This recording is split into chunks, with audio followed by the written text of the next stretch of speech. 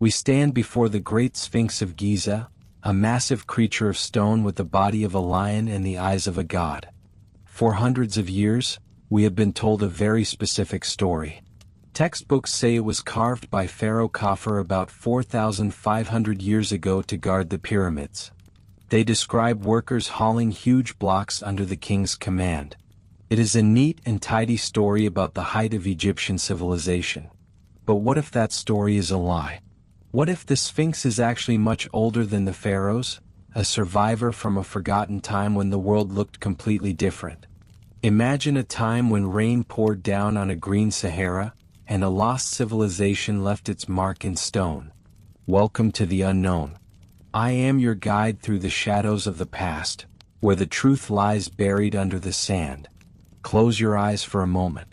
I want you to imagine the Giza Plateau not as the dry desert we know today, but as a lush, green land.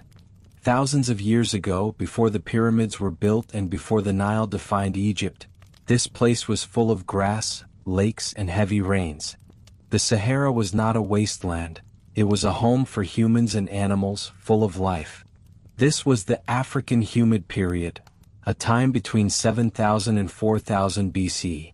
It was during this wet era that some people believed the Sphinx was carved, not by the Egyptians we know, but by a people whose name has been lost to time. In the early 1990s, a geologist named Robert Schoch stood in front of the Sphinx and noticed something that changed everything. He was not an historian trained to repeat the usual timeline.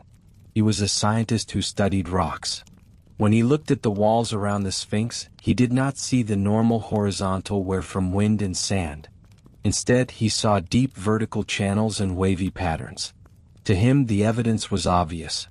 These were the marks of heavy, continuous rainfall. This was the kind of water damage that takes centuries to form. This discovery shakes the foundation of history. If the Sphinx shows signs of water erosion from a time when Egypt was green, it means the monument must be older than the civilization we credit with building it. The last time Giza saw rain like that was over 7,000 years ago, long before the first pharaoh ruled. If Schoch is right, the Sphinx could be 10,000 years old or more. It is a silent witness to a chapter of human history that we have never written down. But this raises a huge question. Who carved this stone guardian? And why did their story disappear? The traditional story insists that Pharaoh Khafre built the Sphinx, but there is no writing on the monument that links it to him. It is just a guess. And when you look closer, the story falls apart. The temples sitting right next to the Sphinx do not have that same water damage. Their walls are sharp and clean. This suggests the temples were built much later, using stone cut from the Sphinx's body. It looks as if the monument was already there, ancient and weathered, waiting for the pharaohs to arrive and claim it. To carve the Sphinx directly out of the ground was a massive job. Builders had to remove over 1,000 tons of rock. It required tools, planning, and a lot of hard work.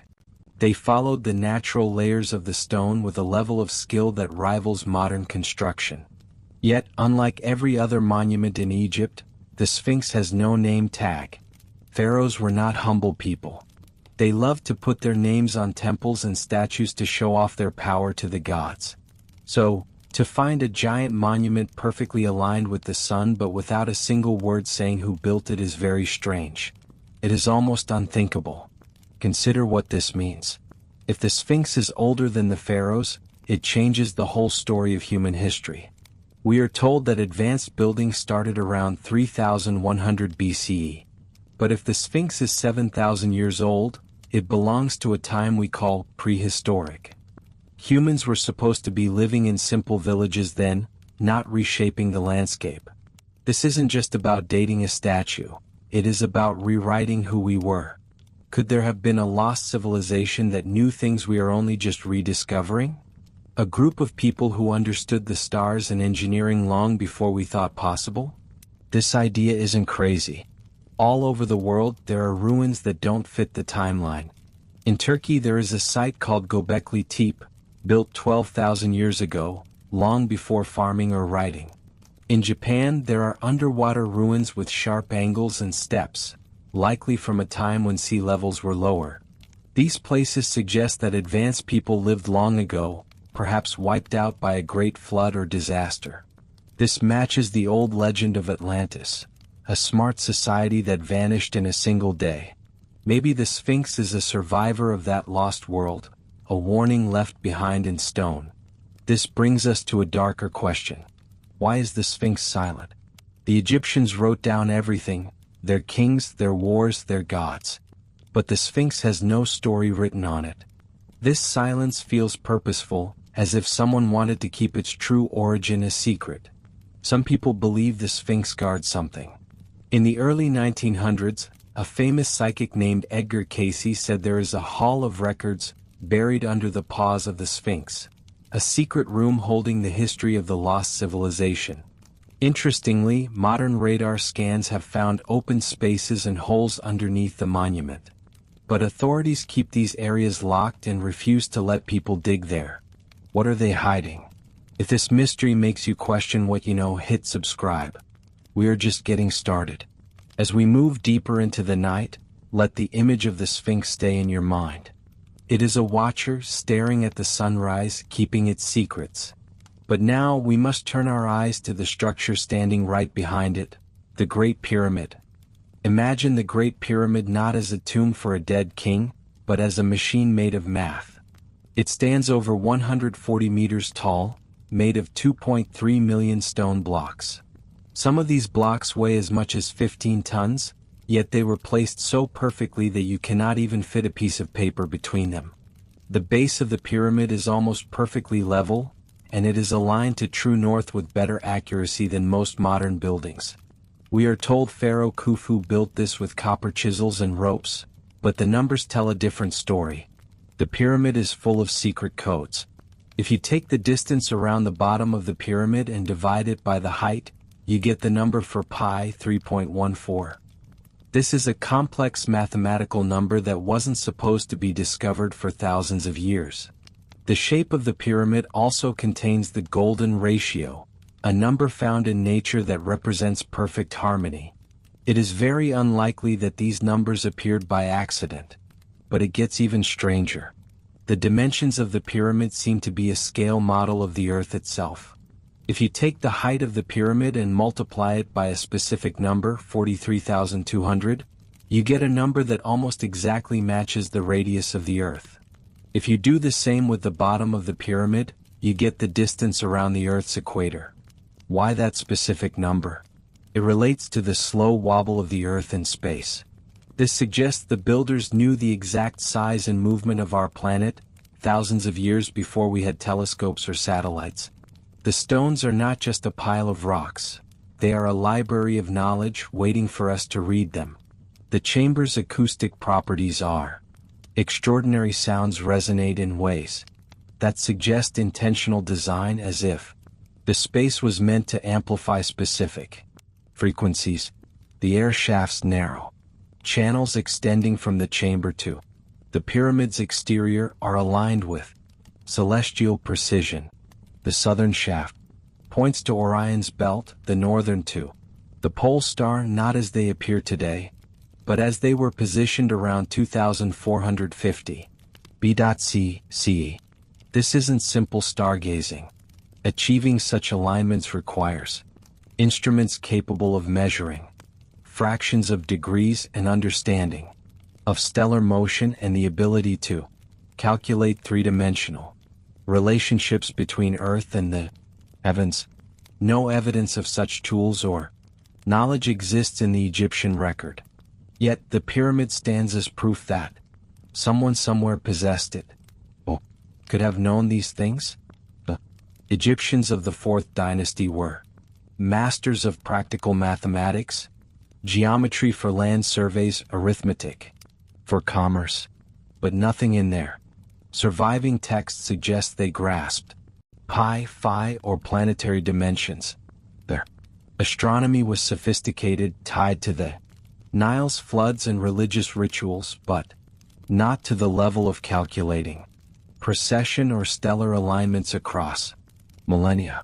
The Great Pyramid feels like a singularity, a spike in knowledge that appeared fully formed and was never replicated.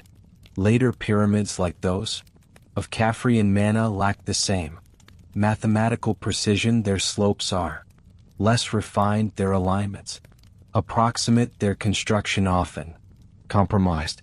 The bent pyramid of Sneferu, built just decades earlier, had to be adjusted mid-construction to avoid collapse. If the Great Pyramid was the culmination of centuries of expertise, why did that expertise vanish so quickly? Why do subsequent monuments show a decline rather than an evolution? This leads us to a bolder hypothesis. What if the Great Pyramid wasn't built by the Egyptians but inherited by them? What if it was a relic of a lost civilization? One that encoded its understanding of the universe in stone to survive a catastrophe they knew was coming. The idea of a time machine isn't science fiction. Here a metaphor for a structure designed to preserve knowledge. Through the collapse of empires, the loss of languages, the forgetting of entire worlds, mathematical constants like pi and phi are universal, unchanging regardless of culture or time. Unlike hieroglyphs, which require a Rosetta Stone to decipher, or papyrus, which crumbles to dust, geometry endures by embedding these ratios in the pyramid's dimensions. Its builders created a message that could be understood by any civilization advanced enough to measure it. This concept of knowledge preservation isn't unique to Giza. Across the ancient world we find echoes of similar intent. Stonehenge in England, built around 2500 BC, aligns with the solstices, encoding astronomical cycles in its stones. The massive trilithons of Baalbek in Lebanon, some weighing over 800 tons, suggest engineering capabilities that defy explanation. The submerged structures of Yunani, possibly 10,000 years old, hint at a culture that vanished beneath rising seas. These sites, like the Great Pyramid, seem designed to outlast their creators, to speak across millennia, not through words but through scale and precision. The Great Pyramid, with its mathematical codes, could be a time capsule, a repository of truths meant for a future that had forgotten how to calculate them. But why hide such knowledge in plain sight? Why build a monument so massive, so enduring, yet leave no name, no inscription, no claim to glory? Egyptian pharaohs were not shy about their achievements. Their tombs, temples, and statues are covered with cartes, hymns, and scenes of divine favor. The Great Pyramid, by contrast, is silent. Only Marina faint Kartu of Khufu's name found in an inaccessible chamber. Above, the king's chamber feels like an afterthought, a whisper rather than a shout. Some even question its authenticity, noting that the explorer Howard Weiss, who discovered it in 1837, was under pressure to link the pyramid to a pharaoh. But even if genuine, a single name doesn't explain the absence of everything. Elino prayers, no maps of the afterlife, no rituals carved into the stone.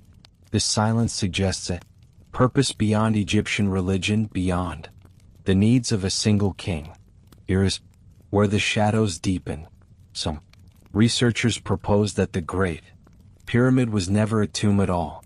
No mummy, no grave goods, no sarcophagus lid, just an empty granite box in the king's chamber, too plain to be a pharaoh's coffin. The chamber's design, with its precise proportions and acoustic resonance, hints at a function we don't understand. The inventory stealer found in the shadow of the Sphinx tells us that Khufu, the pharaoh credited with the Great Pyramid, didn't build the monuments of Giza. He found them ancient and sacred and sought only to preserve their power. Close your eyes, let the desert's breath carry you, and listen as a forgotten stone rewrites history. Was 1858, when a French archaeologist, Auguste Marriott knelt in the sand at the base of the Sphinx. He wasn't chasing grand discoveries that day, only clearing debris as part of a routine survey of the Giza Plateau. His workers, digging through centuries of accumulated sand, unearthed a broken, weathered piece of limestone, unremarkable at first glance. No gold adorned it, no jewels gleamed, no royal flourishes caught the eye. It was just a slab covered in hieroglyphs that demanded careful translation to reveal their meaning. But when the text was decoded, it sent a tremor through the world of Egyptology, tremor that has been quietly suppressed ever since. The inventory stealer, as it's now called, didn't sing the praises of a pharaoh's conquests or divine mandate. It told a humbler, stranger story. Khufu, the great king of the 4th dynasty, didn't carve the Sphinx or raise the pyramids. He found them already ancient and dedicated himself to their care. The stella's text is unlike the boastful inscriptions typical of Egyptian monuments. Pharaohs were masters of propaganda, etching their names and deeds into every surface to ensure immortality. Temples bore their cartes, statues proclaimed their divine lineage, and tombs mapped their journey to the gods. But the inventory stellar speaks in a different tone, reverent, almost differential. It describes how Khufu, ruler of Upper and Lower Egypt, came upon the Sphinx buried in sand, its form weathered but its presence commanding. He didn't claim to have built it. Instead, he organized its restoration, clearing the dunes that choked its body, and building temples nearby to honor its guardian power. The stela mentions Isis, goddess of magic, as mistress of the pyramid and references a temple beside the Sphinx, now lost to time. Most strikingly, it lists shrines and offerings Khufu established not as a creator but as a caretaker of something far older than his reign. This is no small detail. In ancient Egypt, monuments were more than stone. They were theological statements, proof of a pharaoh's divine right to rule. Every structure had a patron, a purpose, a connection to the cosmic order that justified the king's power. To find a monument like the Sphinx, aligned with the equinox sunrise, and revered as sacred without a clear royal claim, is not just unusual, it's unthinkable. The stela suggests that even Khufu's priests, the architects of his divine mythology, believed the Sphinx belonged to a time before their king, a sacred landscape that demanded respect rather than ownership. Khufu, the supposed master of Giza, saw himself as a restorer rather than a builder. What does that say about the monuments we attribute to him? Could the entire Giza complex, pyramid, Sphinx, and temples predate the pharaohs inherited by a civilization that claimed them as its own? The implications are staggering.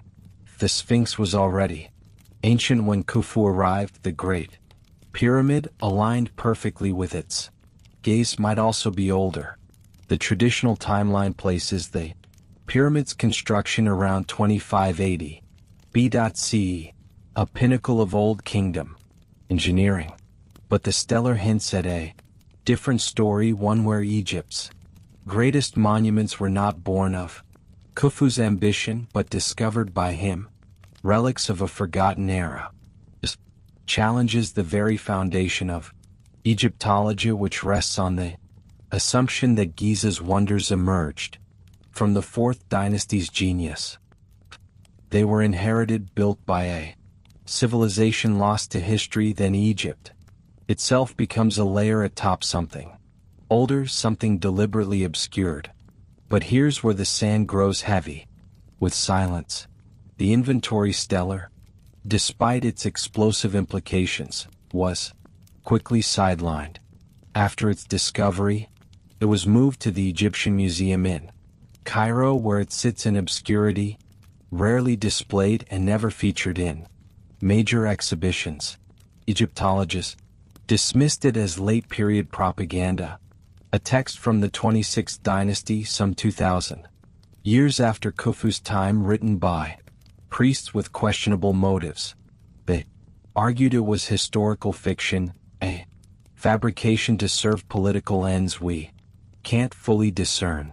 Textbooks barely mention it, and when they do, it's as a curiosity, not a serious document.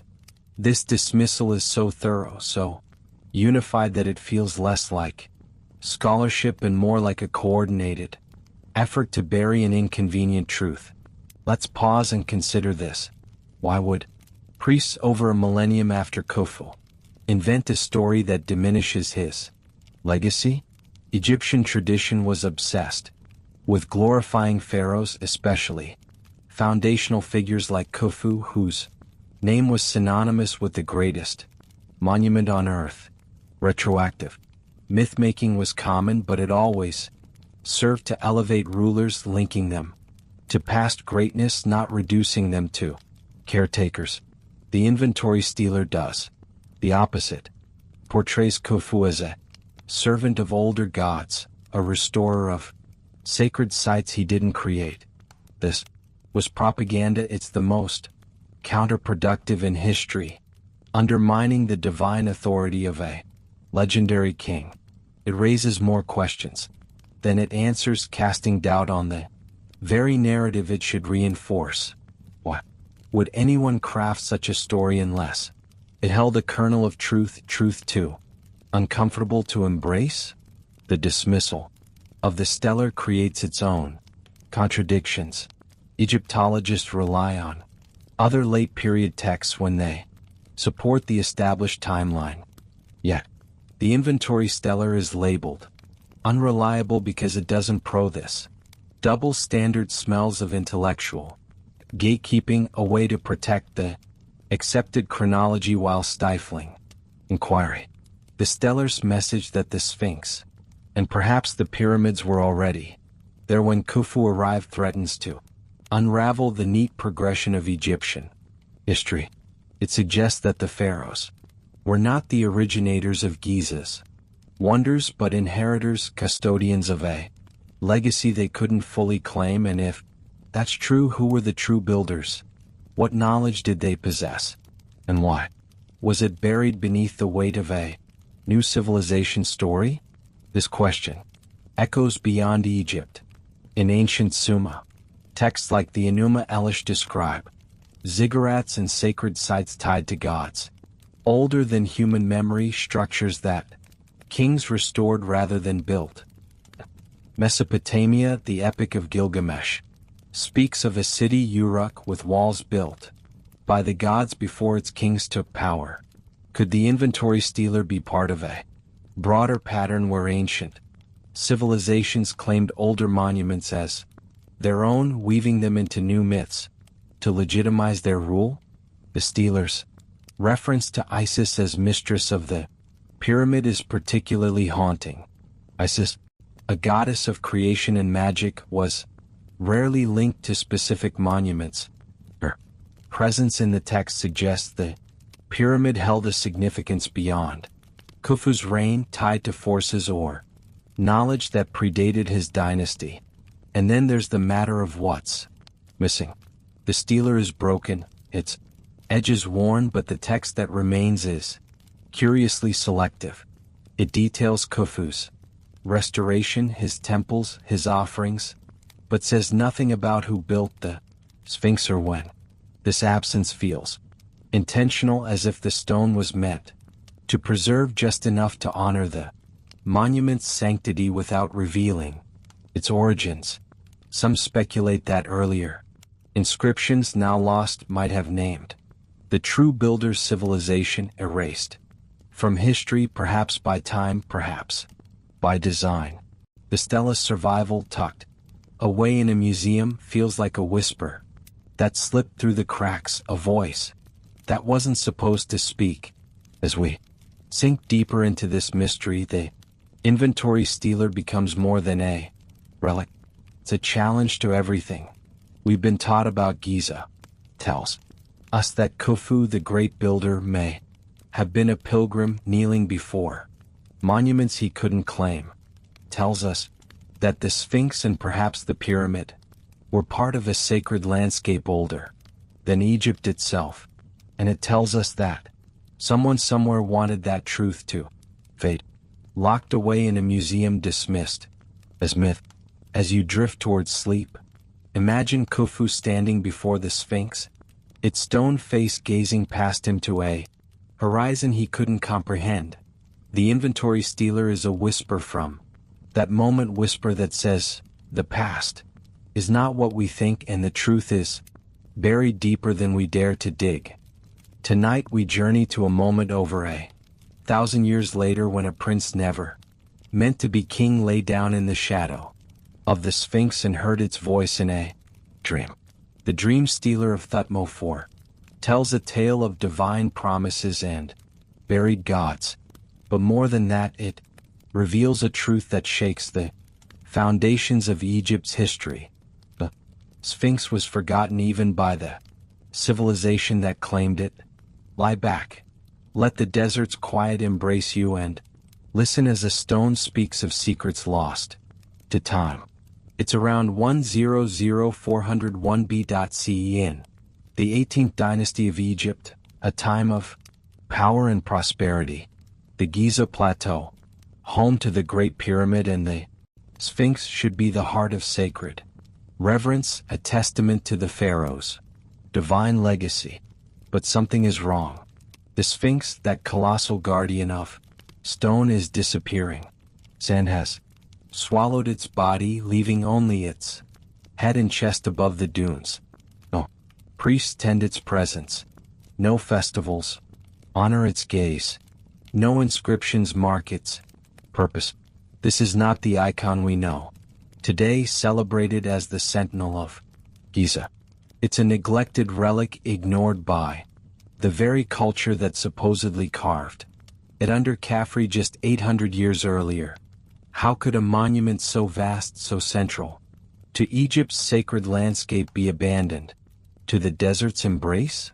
This question sets the stage for a story that feels more like myth than history, yet is carved in red granite between the Sphinx's paws. Prince Thutmose, a younger son of Pharaoh Amenhotep II, was not destined for the throne.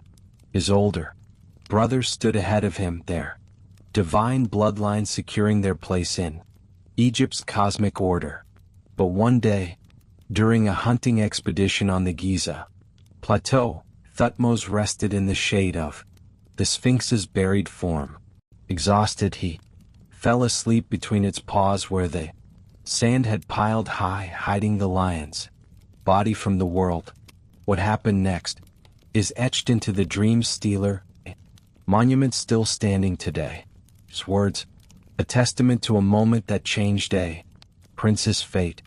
In his sleep, the Sphinx spoke, identifying itself as Horror Marquette, the horizon god, guardian of the dawn. Its voice was not triumphant, but plaintive, heavy with centuries of neglect. It complained of sand filling its throat, choking its spirit of being forgotten by the people who once revered. The Sphinx had watched the sun rise alone day after day with no offerings, no priests, no acknowledgement of its sacred vigil. The god offered Thutmose a bargain, simple yet profound. If the prince would clear the sand from its body, restore the temples that had crumbled, and revive the rituals that had faded, the throne of Egypt would be his, not as a prize for ambition, but as a duty born of service. Thutmose accepted. He rallied workers, cleared tons of sand, and revealed the Sphinx's full form for the first time in generations. He offered gold, incense, and prayers, establishing a new priesthood to maintain its worship. Within months, through a series of events no records fully explain, Thutmose became Pharaoh Thutmose IV, ruler of a kingdom he was never meant to lead.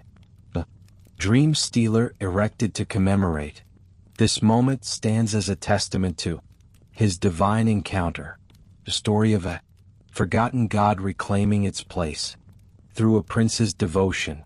But this tale is more than royal propaganda. A fracture in Egypt's timeline, a crack that reveals how deeply the Sphinx had been erased from memory.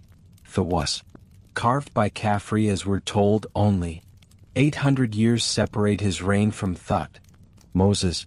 Egypt was a civilization obsessed with continuity, recording its kings, mapping its tombs, preserving its gods in stone and papyrus. The 18th dynasty had records of rulers from over 1,000 years past, their names and deeds meticulously preserved.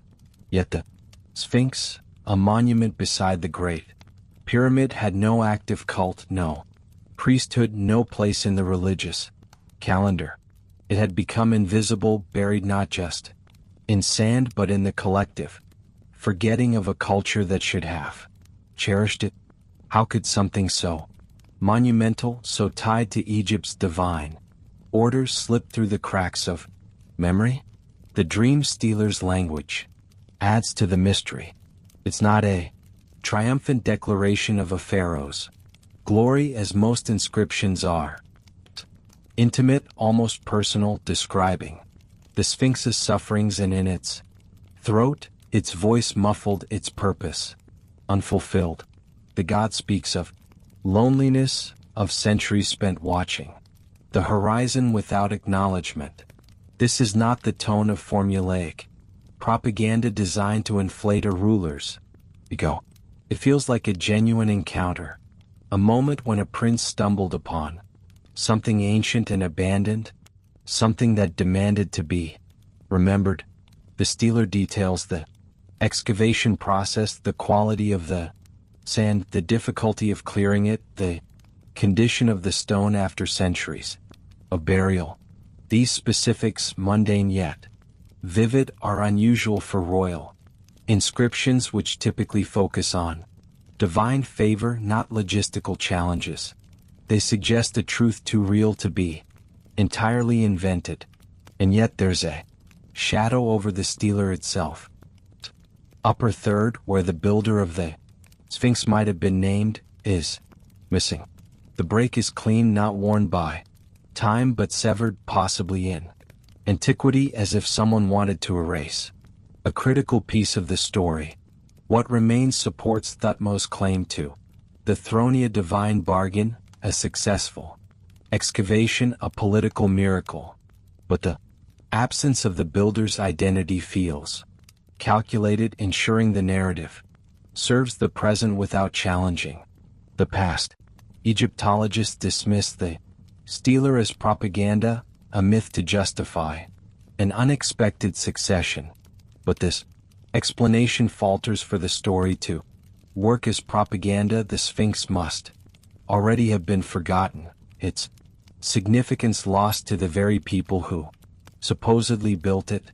Why would Thutmose stake his legitimacy on a monument no one remembered unless it held a power older than his dynasty? This brings us to a deeper question. The Sphinx was forgotten by the 18th dynasty. What does that say about its origins? Mesopotamia, texts like the Epic of Gilgamesh describe ancient cities and structures attributed to gods or heroes from a distant past, their builders shrouded in myth. Could the Sphinx belong to a similar tradition, a relic from a time before Egypt's kings, revered yet unclaimed? The stela's reference to Horket, the horizon god, ties the Sphinx to the sun cycle, a universal symbol that predates Egyptian religion. Perhaps it was a sacred site long before the pharaohs, its purpose so profound that even they could only honor, not create it. The dream stealer's silence about the Sphinx's builder mirrors the silence of the monument itself. No inscriptions mark its body, no cartes claim its creation. This absence, like the pyramids, feels deliberate, as if the builders chose anonymity over glory. But why were they protecting a secret, a knowledge too sacred or dangerous to be recorded? Or did they belong to a civilization so distant that their names were already lost when Egypt rose? The stellar suggests the latter, that the Sphinx was a mystery even to Thutmose, god that spoke from a time before time, demanding remembrance from a prince who stumbled into its presence. As we drift deeper into this enigma, the dream stealer becomes a mirror reflecting our own questions. It tells us that the Sphinx, now an icon, was once forgotten, buried by sand and neglect. It tells us that a prince heard its voice, not in triumph but in desperation, a plea to be freed from oblivion. And it tells us that Egypt, for all its records and rituals, could lose track of its greatest monument. You sink towards sleep, imagine lying between the Sphinx's paws, the sand warm beneath you, its stone face gazing at a horizon older than memory. The dream stela is not just the story of a king. It's a cry from a god that was lost, and a question that lingers: what else have we forgotten? And who made sure we did? We descend beneath the Giza Plateau into a world of hidden chambers and forgotten passages, where the earth itself guards secrets older than the monuments above. What lies below the pyramids and the Sphinx? A network of tunnels, voids, and rooms that hint at a purpose far beyond Tom's, a purpose that someone somewhere has worked to keep hidden. Lie back. Let the desert silence envelop you, and follow me into the shadows beneath Giza. The Giza Plateau is more than a collection of stone giants standing under the sun. Beneath its surface lies a labyrinth, a subterranean realm that defies everything we've been taught about ancient Egypt. For over a century, explorers have reported strange discoveries below the pyramids and the Sphinx, cavities too regular to be natural, passages too precise to be mere tomb shafts, chambers that seem to belong to a design we can't yet name. These findings, documented in dusty journals and half-forgotten maps, paint a picture of a plateau that is hollow, a network of spaces carved with intent, hidden from the world above. Yet, whenever these discoveries surface, they vanish just as quickly, sealed off, dismissed, or denied. The question isn't just what lies beneath Giza Tes. What we're not allowed to know. One of the most documented of these underground features is the Osiris shaft, located near the causeway of Caphei's pyramid. Near the causeway of Caphei's pyramid, this vertical tunnel plunges over 30 m into the limestone bedrock, a descent that feels more like a journey to another world than a simple tomb. The shaft is divided into 3 levels, each more mysterious than the last. The upper chamber is small, accessible only by a narrow passage that demands specialized equipment to navigate. The second level is flooded with groundwater, a murky barrier that has thwarted thorough exploration but preserved whatever lies below. The third level, deepest of all, opens into a large room with 6 side niches carved with a precision that rivals the stonework of the pyramids above. At its center sits a stone box, often called a sarcophagus, but it tells a different story. There are no stains of decomposition, no traces of mummification, no signs it ever held a body. The chamber's walls, smooth and unadorned, bear tool marks so consistent they suggest a single skilled team at work. The acoustics are uncanny whispers, carried clearly while louder sounds seem muffled, as if the space was designed to shape sound itself. This is no ordinary tomb. Egyptian burials, even for minor nobles, were filled with inscriptions, offerings, and relics to guide the soul. The Osiris shaft has none of these, just silence, precision, and a purpose we can't name. Some call it a symbolic tomb for Osiris, the god of the underworld, tied to later dynasties. But its depth, its craftsmanship, and its emptiness feel older, stranger, as if it belongs to a time before Egypt's gods were born. The shaft is closed to the public, rarely studied and barely mentioned in official records. Why, if it's just an empty chamber, why the secrecy? The answer lies not in what it contains but in what it suggests about the plateau's hidden depths. The Osiris shaft is only one piece of a larger puzzle. In the 19th century, early explorers like Ernest Alfred Wallace Budge described subterranean chambers beneath Giza extending far beyond what a tomb would require. Budge, a British Egyptologist, wrote of passages and cavities that felt too deliberate to be natural, too extensive to serve a single burial. During Napoleon's expedition in 1798, scholars mapped a network of underground space corridors, stairways, and rooms that connected the pyramids and the Sphinx in ways that hinted at a coordinated design. These maps, drawn before modern tourism altered the site, show features that no longer appear on official plans. Some passages were filled with rubble as if deliberately sealed. Others were clean as if maintained long after their creation. These reports, detailed and precise, were dismissed as exaggerations by colonial adventurers who didn't understand what they saw. But the maps still exist, tucked away in archives, whispering of a Giza we're not meant to explore.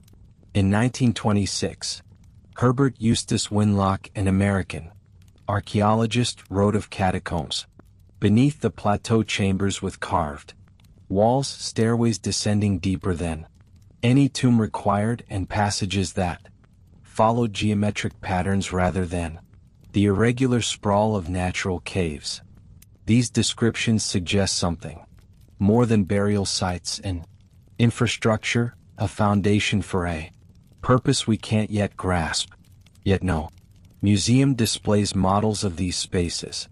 No textbooks teach their existence. The academic world labels them as fissures, unfinished shafts, or errors of early explorers. But the consistency of these accounts across decades, across cultures, makes dismissal feel less like science and more like suppression. The most compelling evidence came in 2008, when Egyptian researchers used ground-penetrating radar to map the subsurface of the Giza Plateau. Their scans revealed a network of voids, tunnels, and chambers stretching beneath the pyramids and the Sphinx. Some matched the old maps of Napoleon's team, confirming that early explorers had seen real structures, not illusions. Others were entirely new, large geometric cavities that couldn't be explained by natural erosion. Beneath the Sphinx, they found spaces with regular shapes, suggesting artificial construction. Beneath the Great Pyramid, they detected chambers unconnected to known passages, hinting at a separate, older phase of building.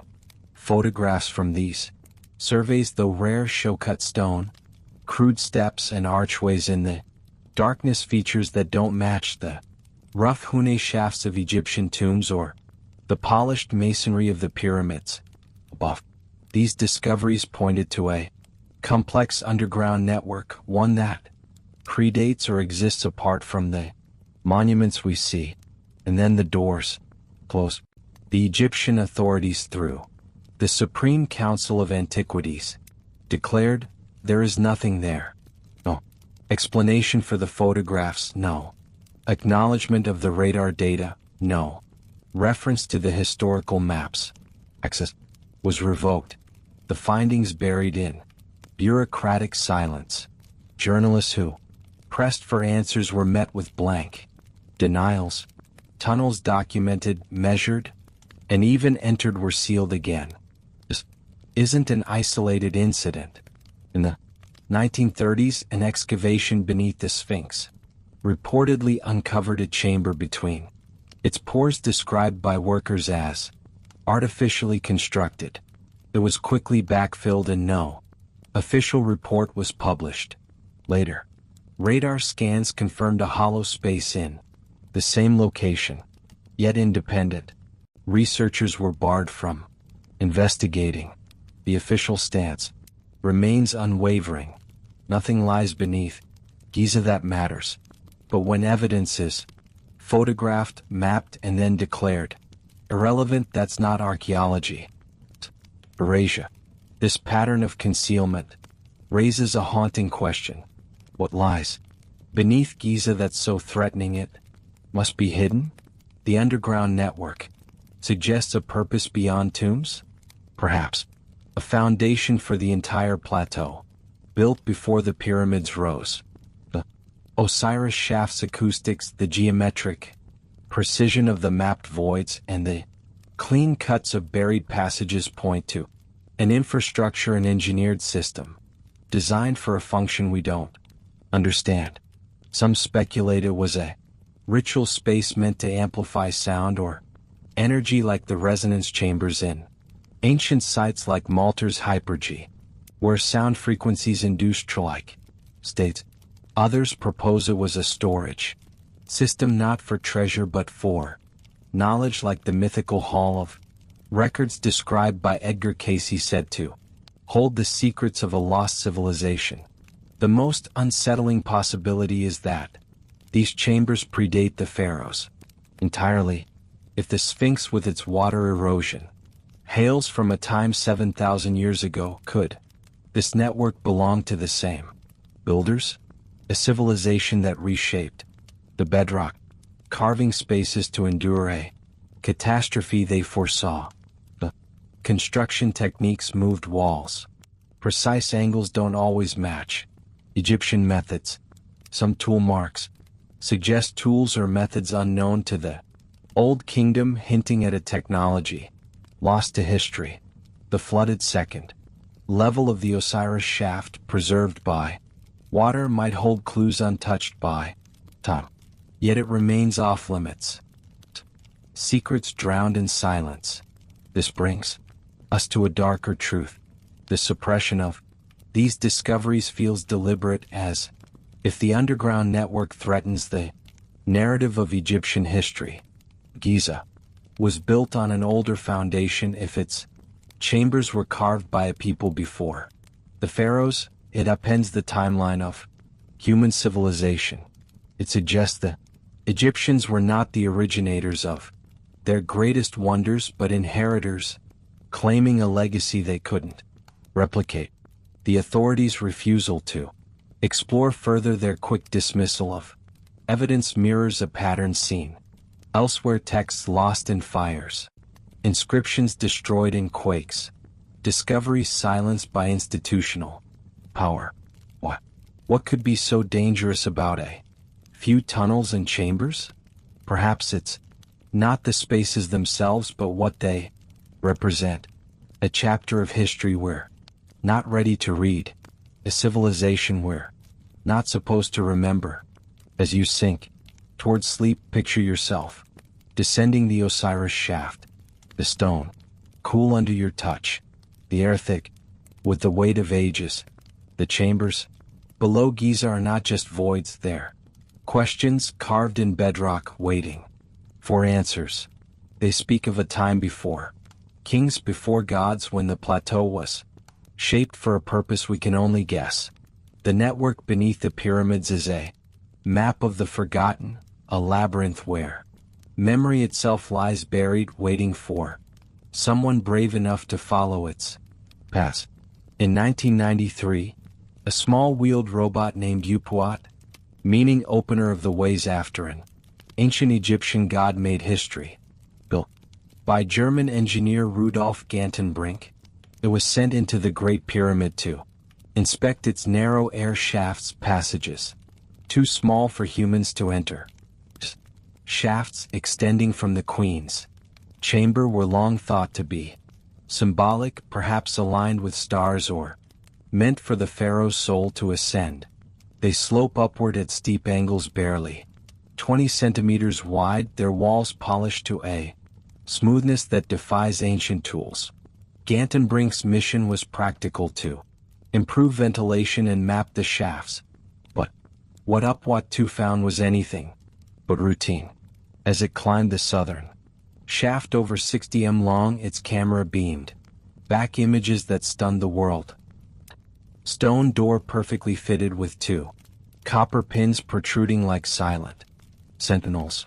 This was no collapse, no rough end to a passage, but a deliberate barrier sealed for millennia, hiding something the pyramid's builders didn't want found. If the Sphinx with its water erosion hails from a time 7,000 years ago, could this network belong to the same builders? A civilization that reshaped the bedrock, carving spaces to endure a catastrophe they foresaw. The construction techniques moved walls. Precise angles don't always match Egyptian methods. Some tool marks suggest tools or methods unknown to the Old Kingdom, hinting at a technology lost to history. The flooded second level of the Osiris shaft, preserved by water, might hold clues untouched by time, yet it remains off limits. Secrets drowned in silence. This brings us to a darker truth. The suppression of these discoveries feels deliberate, as if the underground network threatens the narrative of Egyptian history. Giza was built on an older foundation. If its chambers were carved by a people before the pharaohs, it upends the timeline of human civilization. It suggests the Egyptians were not the originators of their greatest wonders, but inheritors, claiming a legacy they couldn't replicate.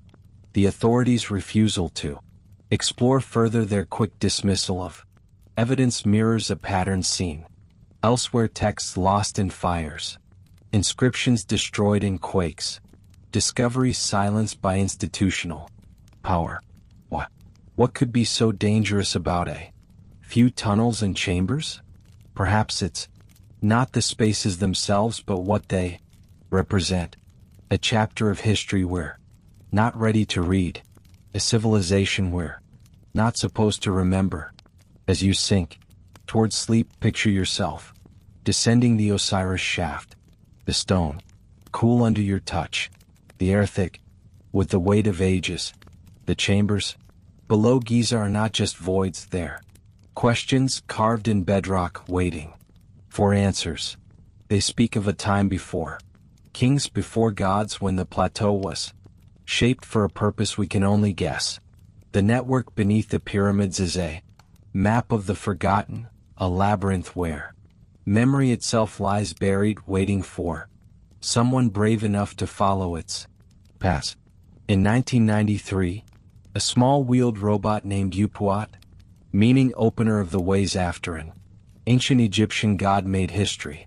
Built by German engineer Rudolf Gantenbrink, it was sent into the Great Pyramid to inspect its narrow air shafts, passages too small for humans to enter. Shafts extending from the Queen's chamber were long thought to be symbolic, perhaps aligned with stars, or meant for the pharaoh's soul to ascend. They slope upward at steep angles, barely 20 centimeters wide, their walls polished to a smoothness that defies ancient tools. Gantenbrink's mission was practical: to improve ventilation and map the shafts.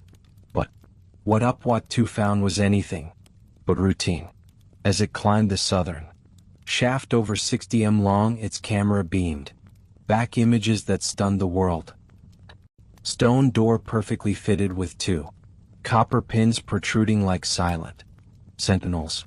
This was no collapse, no rough end to a passage, but a deliberate barrier sealed for millennia, hiding something the pyramid's builders didn't want found.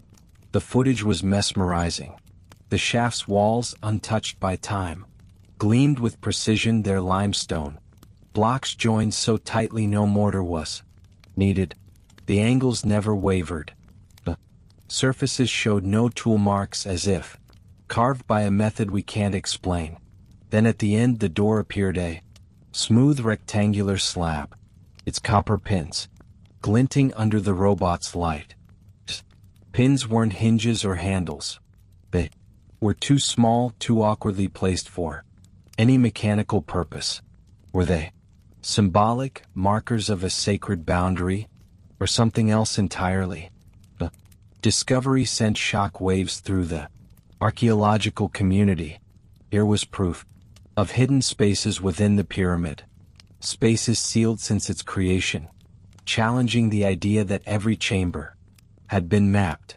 The world watched, breathless as headlines proclaimed a new era of exploration. Could this door lead to a lost chamber, a repository of ancient knowledge, or something even stranger? But the excitement was short-lived. Gantenbrink's contract was abruptly terminated by Egypt's Supreme Council of Antiquities. His access to the pyramid was revoked. His research halted without explanation. The official reason was that he had exceeded his mandate, which was limited to ventilation, not exploration. Yet the door was found during legitimate shaft inspection, and stopping the investigation at the moment of breakthrough felt like more than bureaucracy. It felt like suppression. The media frenzy faded and the door remained sealed, its secrets untouched. What could lie behind a slab of stone that warranted such a swift silencing? The question lingered, unanswered for nearly a decade. In 2002, a new team was granted access, armed with a more advanced robot, the Pyramid rover, equipped with cameras, drills, and fiber optic technology. The world tuned in again, expecting answers after years of silence. Live broadcast promised to reveal what lay beyond the mysterious door. The robot navigated the same southern shaft, its cameras capturing the same flawless stonework, until it reached the door with its copper pins. With painstaking care, it drilled a small hole through the slab, process that revealed the stone's incredible hardness, as if designed to resist intrusion. A fiber optic camera was inserted, and the world held its breath, anticipating treasures, inscriptions, or a glimpse into the pyramid's heart. What the camera showed was another chamber, empty, precise, and silent, with a second stone door on the far wall. No hieroglyphs, no artifacts, just more stone, more mystery, and another barrier.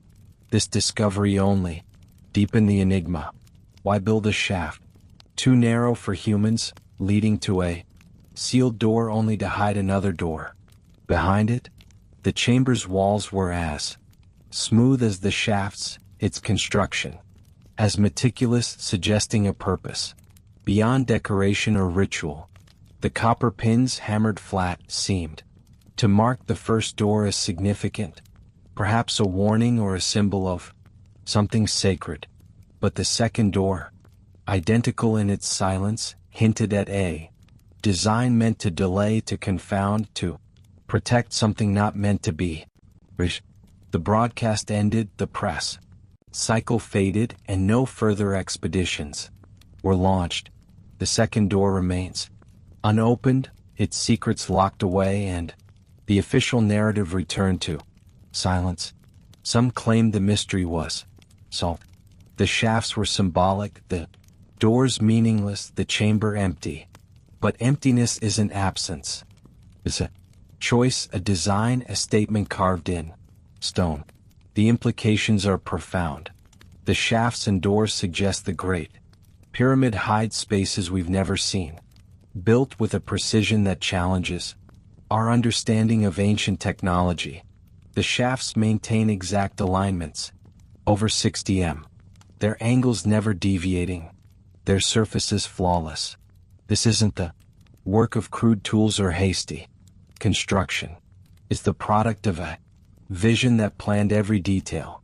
The copper pins, made of a metal sacred to Egyptian religion, add another layer. Copper, associated with the gods and divine power, was rare and difficult to work with in ancient times. Why place it in a passage no one could enter? Some speculate the pins are markers not for opening the door but for signaling its import, a boundary not to be crossed, secret not to be revealed. This brings us to a bold hypothesis. The doors might lead to the fabled Hall of Records, a chamber described by the mystic Edgar Cayce in the early 20th century. Cayce claimed that beneath the Sphinx and within the pyramid lies a repository of knowledge from a lost civilization, possibly Atlantis, containing texts, tools, or even technologies that could rewrite history.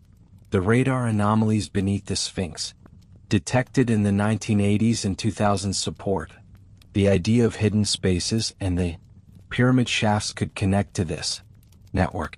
The doors, sealed with such care, might protect this archive, meant only for a time or a people ready to understand it.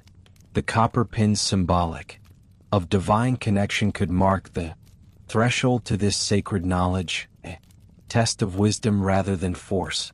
But why stop the exploration?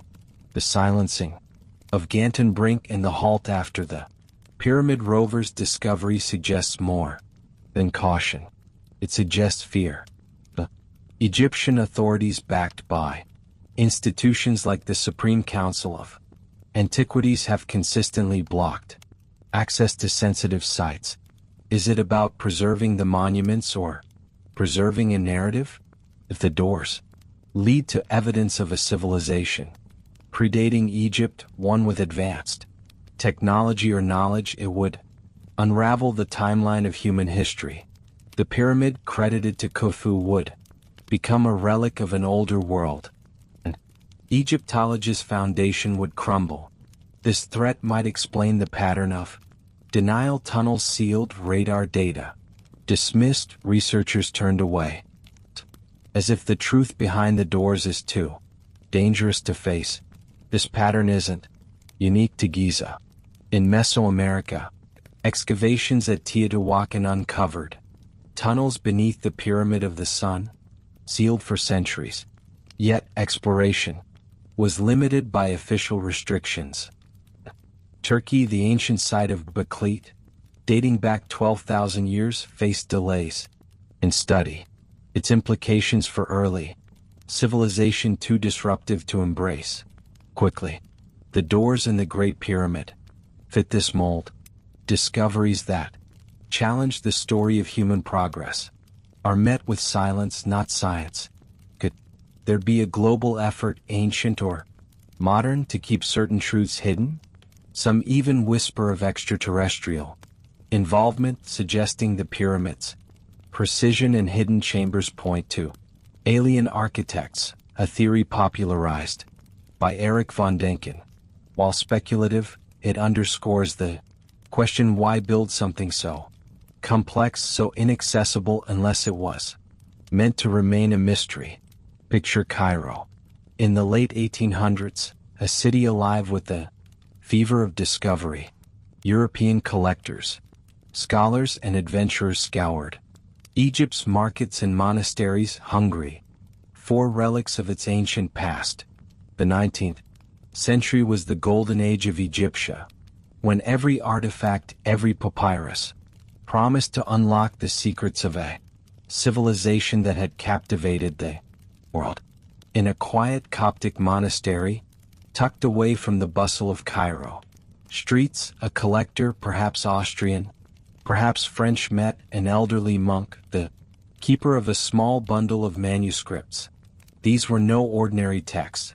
Coptic monasteries for centuries had been sanctuaries of knowledge, preserving fragments of early Christian and pre-Islamic writings through wars, invasions, and time's relentless march. The monk claimed his collection held treasures passed down for generations, texts that had survived when empires fell, copied and recopied by hands that revered their weight. Among these manuscripts was a scroll that stood apart, written in Sahidic Coptic, a dialect of Egypt's early Christian era. It was laced with older phrases the monk could not read, hints of a language predating even the Coptic tongue. The scroll's contents, as described to the collector, were staggering. It spoke of a land along the Nile before its modern course, before the rivers Great Bend before the delta formed. Described 3 great beacons of stone, not named as pyramids but as structures aligned to the stars, sealed, not as tombs but as vaults of memory. The text called them ancient, built before language, before the Nile changed its path, before the kings of Egypt rose to power, when the collector pressed for meaning. The monks' words were cryptic. They were built before words, before the river knew its place. This was no myth of pharaohs or gods. It was a glimpse into a time before history as we know. The collector purchased the scroll, along with others, and took it to Europe, where Orientalist scholars waited to decipher its secrets. The 19th century was a time of meticulous study, with universities and museums investing heavily in translating ancient texts.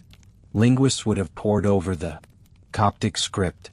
Historians cross-referenced it with known sources, and archaeologists sought to match its descriptions to physical sites. The scroll promised to be a Rosetta Stone of sorts, a key to a chapter of human history we've never read.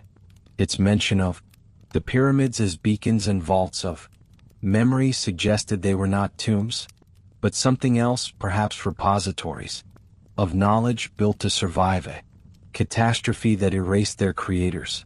True, this text could have shattered the timeline of Egyptian civilization, placing the pyramids in a prehistoric era tied to a people we've never named.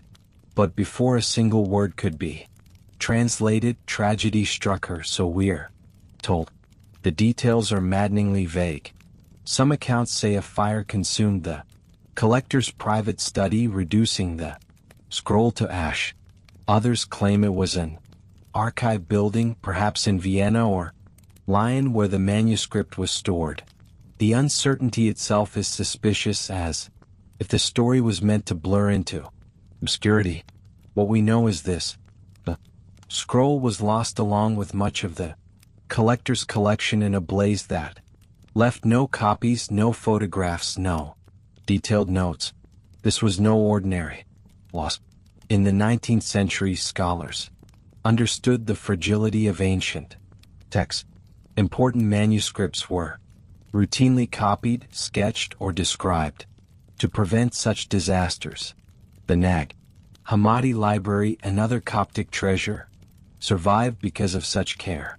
Yet this scroll, potentially the most significant find of its time, vanished without a trace, leaving only a second-hand letter quoting the monk's cryptic words about the Nile and the beacons.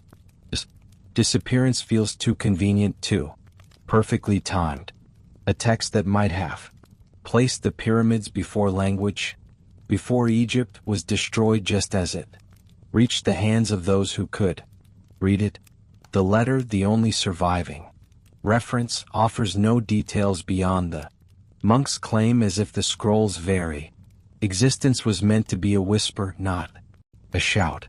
Historians dismissed the story as a misunderstanding, suggesting the scroll, if it existed, was a late Gnostic fable, a symbolic retelling of Egypt's mythic past. They point to the 19th century trade in fake relics, where locals sold forged artifacts to eager Europeans. But this explanation feels like containment, a way to tuck an uncomfortable possibility out of sight. If the scroll was a fake, why destroy it before its authenticity could be tested? Why ensure that no scholar, no linguist could ever examine its words?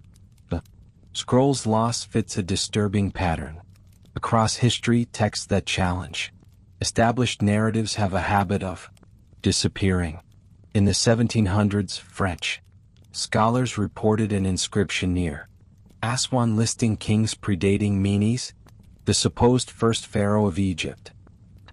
Could have extended Egypt's chronology by thousands of years, but the wall collapsed in an earthquake, its rubbings lost, the site never re-excavated. In the early 20th century, a German linguist claimed to have translated a Nubian papyrus mentioning stones of resonance west of the Nile only to die in World War I.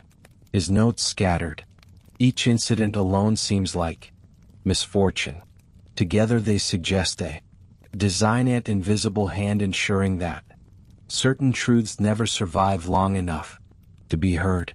The Coptic scroll with its talk of pyramids before language fits this mold perfectly. It wasn't lost to time's decay but to a fire that burned at the exact moment it might have spoken. Too much. What makes the scroll so haunting is what it might have said. It described the pyramids as vaults of memory built before the Nile's modern course. It aligns with other clues we've uncovered. The Sphinx's water erosion points to a time 7,000 years ago when rains fell on a green Sahara. The Great Pyramid's mathematical codes suggest knowledge of Earth's dimensions and cosmic cycles.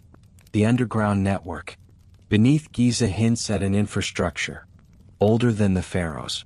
The scroll could have tied these threads together, naming a civilization that built Giza's wonders before Egypt existed.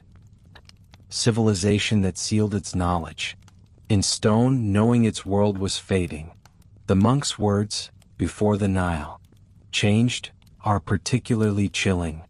Geological records confirm the Nile's course shifted over millennia, its delta forming around 4000 BC.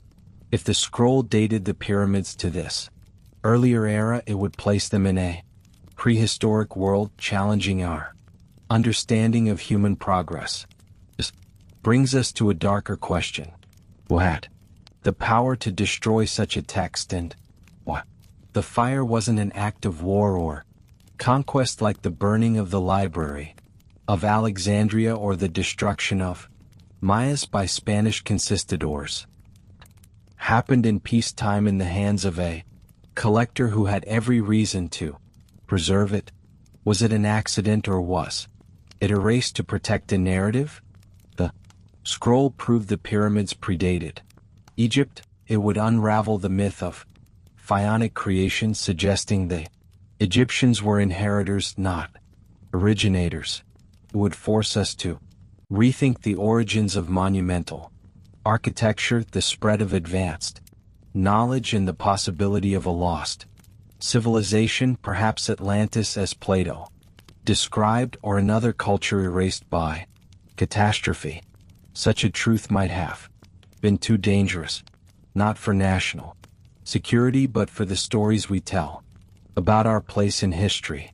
As you drift towards sleep, imagine holding that fragile scroll, its ink fading under your touch, its words hinting at a world before words. The Coptic scroll is gone, but its absence speaks louder than its text ever could. It's a reminder that some truths are too vast to be kept, too fragile to survive the flames of time or the hands that light them.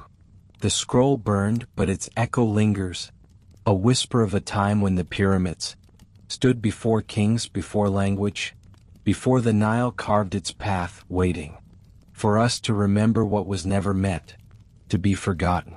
The Giza Plateau is a monument to human ingenuity, or so we're told. The Great Pyramid, the Sphinx, the temple saw credited to the Fourth Dynasty, a testament to Egypt's golden age. Yet every clue we've explored points to a different story.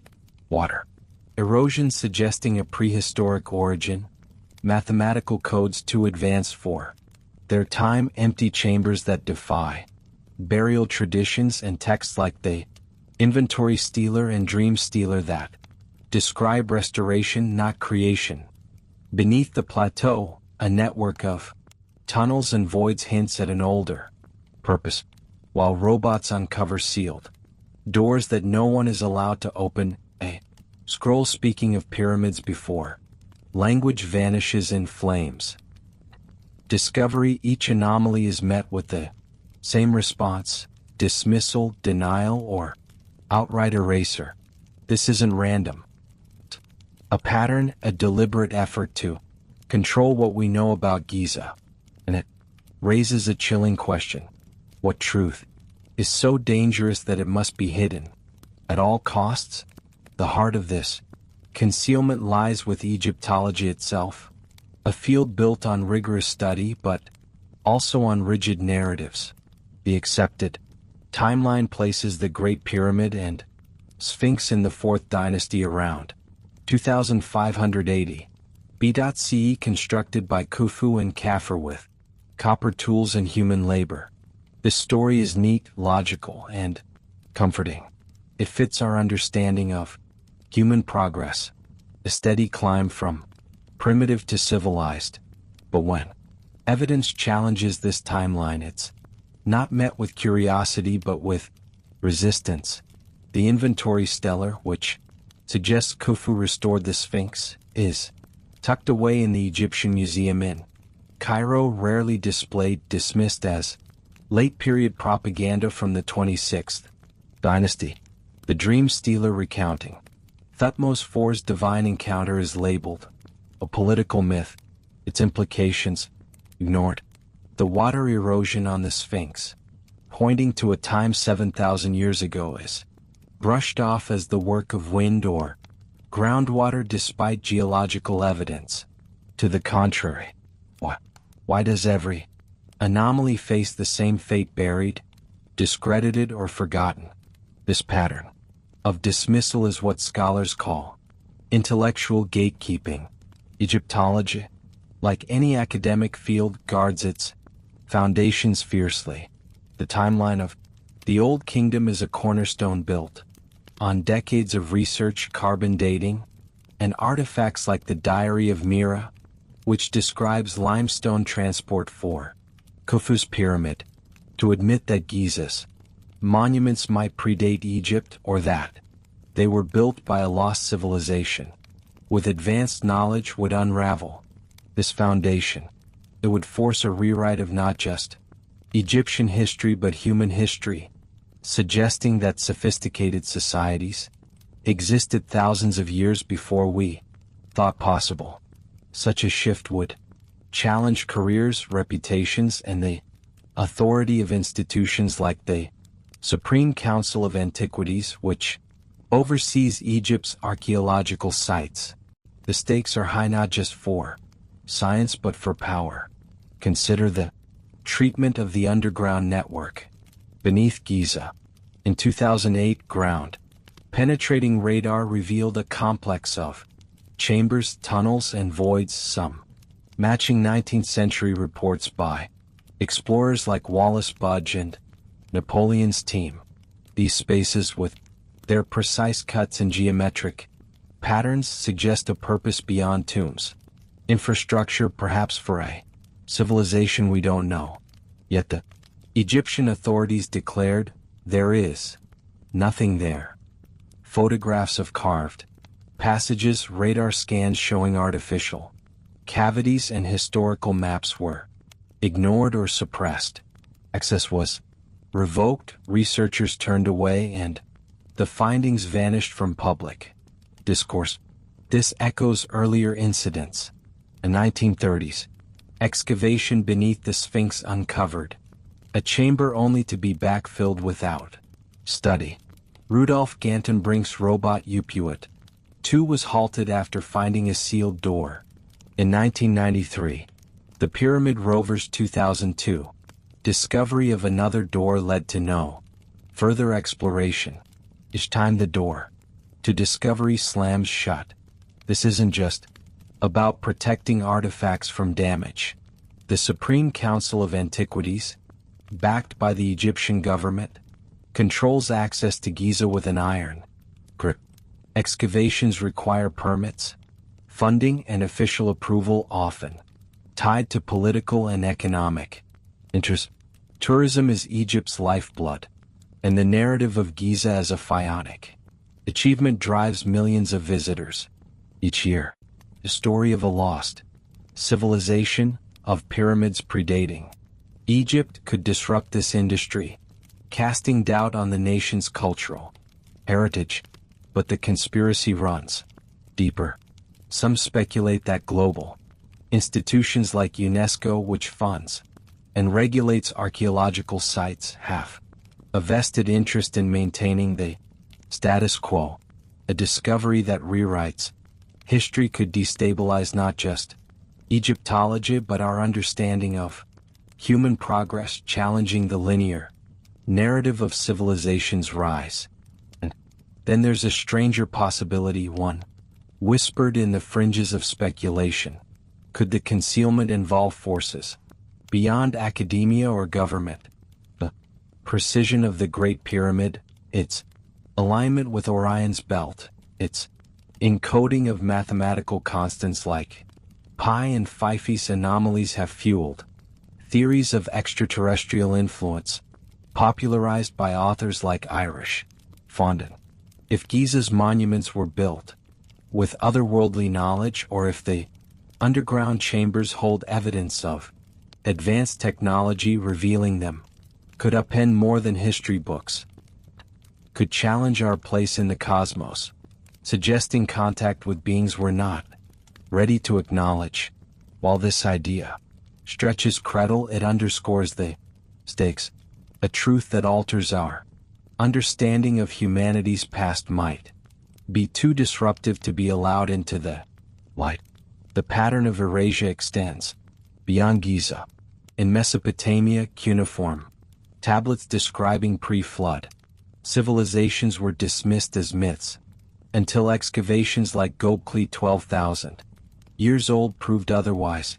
In Mesoamerica, the Maya codices were burned by Spanish conquistadors, erasing knowledge that might have rivaled European science.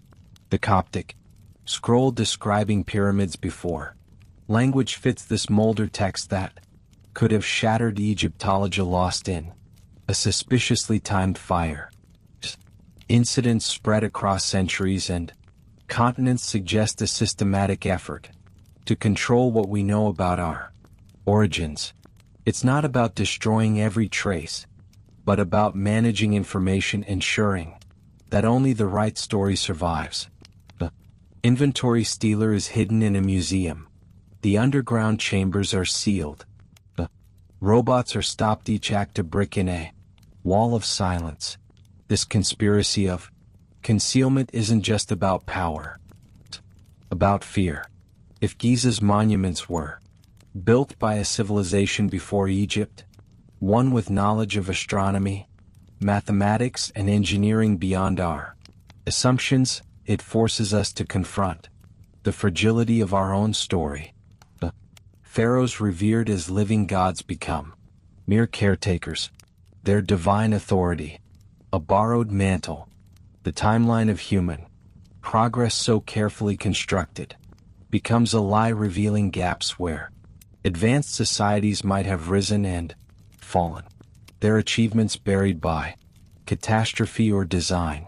The institutions that guard Giza, Egypt's government, global organizations, even the academic world may fear not just the truth but its implications, that we are not the pinnacle of history but a chapter in a cycle of forgetting and rediscovery. As you sink towards sleep, imagine standing before the Great Pyramid, its stones gleaming under the stars, its secrets locked in chambers and scrolls we'll never see. The conspiracy of concealment is not a single act but a shadow cast across centuries, a refusal to let certain truths breathe. The stelae, the tunnels, the doors, the burned manuscript, they all point to a Giza that belongs to a time before Egypt, a time we're not supposed to know. The gatekeepers may lock the doors, but the stones still whisper, and their voices grow louder in the silence of the night, urging us to ask, what are they so afraid we'll find? We confront the heart of the mystery, the technology behind the Great Pyramid. Marvel of precision so advanced it challenges everything we believe about ancient capabilities. Was this the work of copper tools and human labor? Or something far beyond our understanding? Lie back. Let the deserts whisper. Surround you and listen as we explore a technology that seems to belong to another world.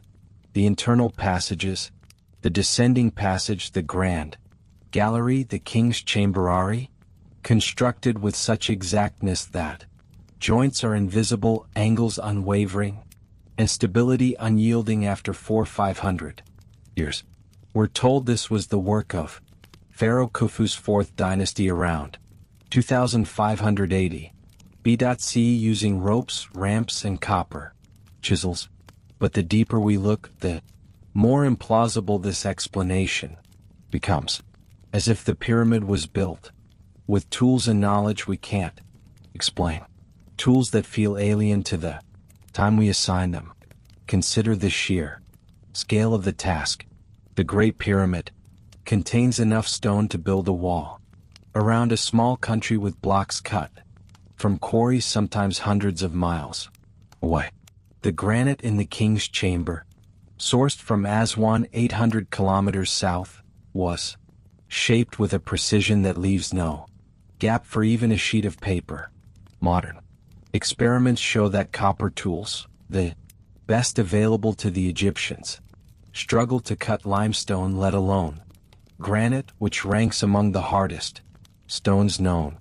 To achieve the pyramid's smooth surfaces and tight joints, workers would have needed tools of exceptional durability, perhaps bronze or iron, neither of which existed in significant use during the Old Kingdom.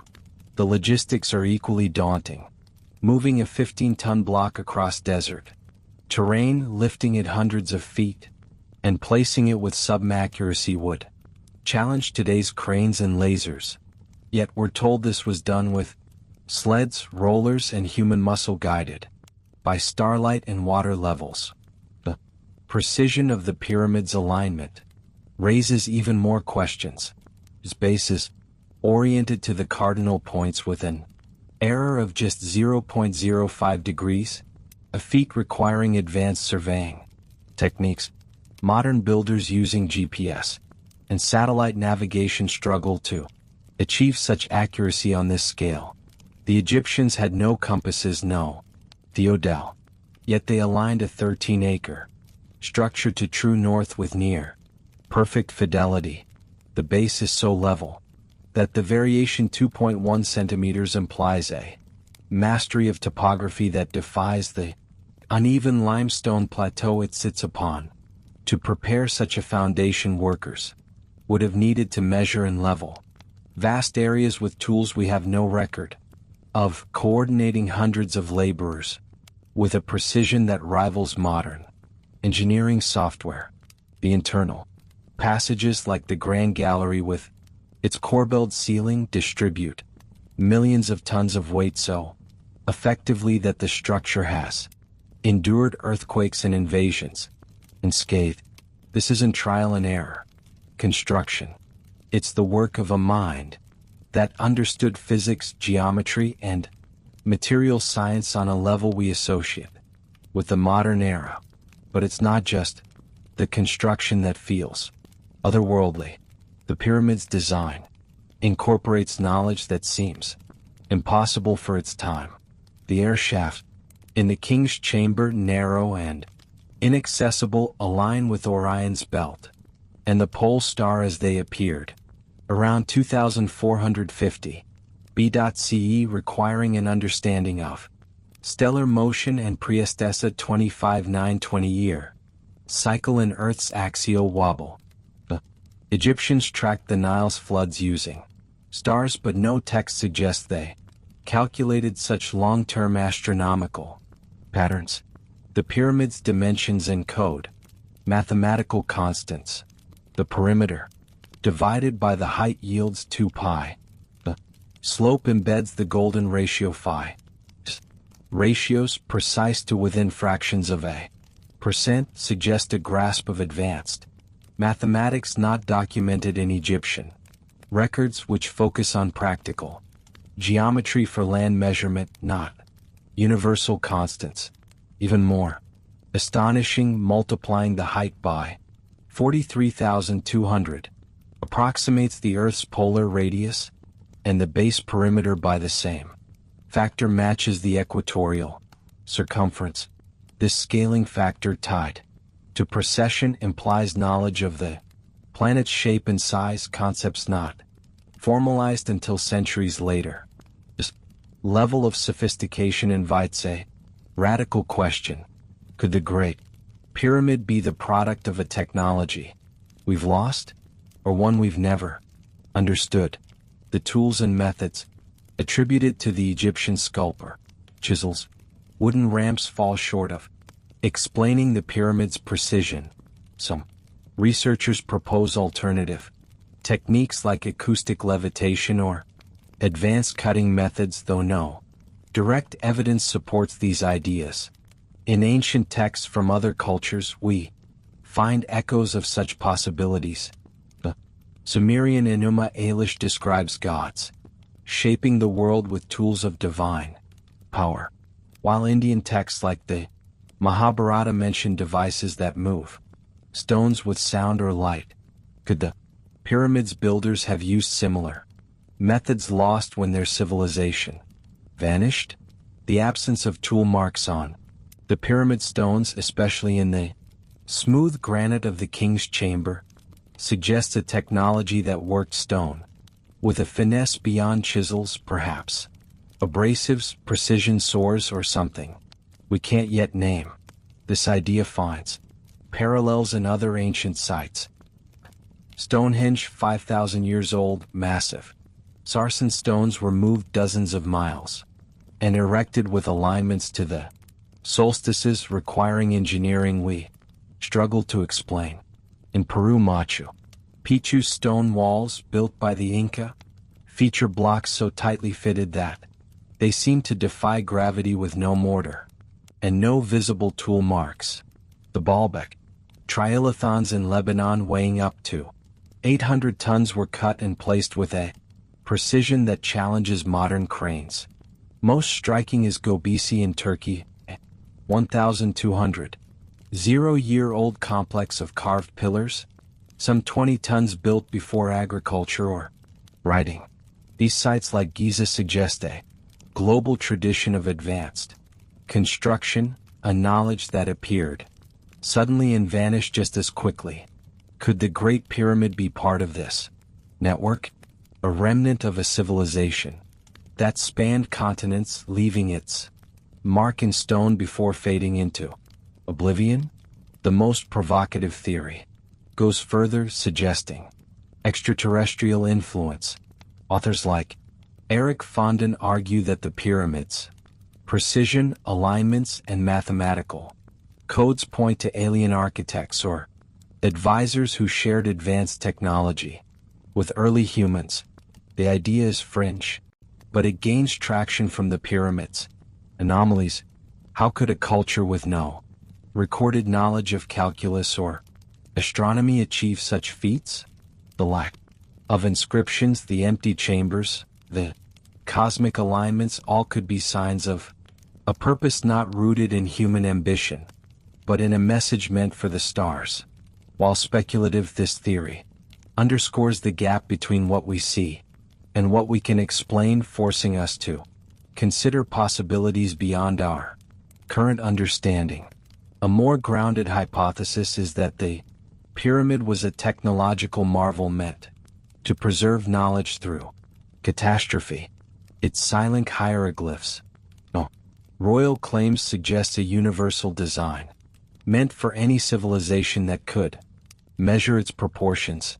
The constants encoded in its form, pi Earth's dimensions, are timeless, surviving the collapse of languages and cultures. Unlike papyrus or clay tablets, stone endures, and the pyramid's resilience proves it was built for geological time, not human reigns.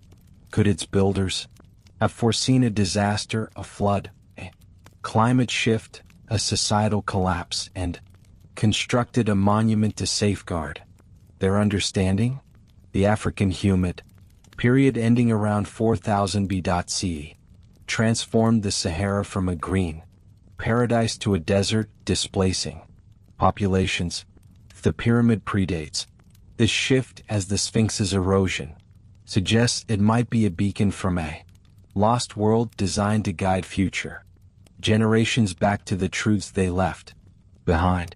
Picture the Great Pyramid under a starlit sky, its stones silent yet alive with purpose.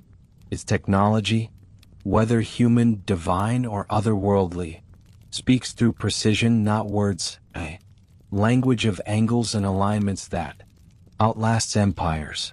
The builders, whoever they were, left no name, only a challenge to measure, to question, to wonder.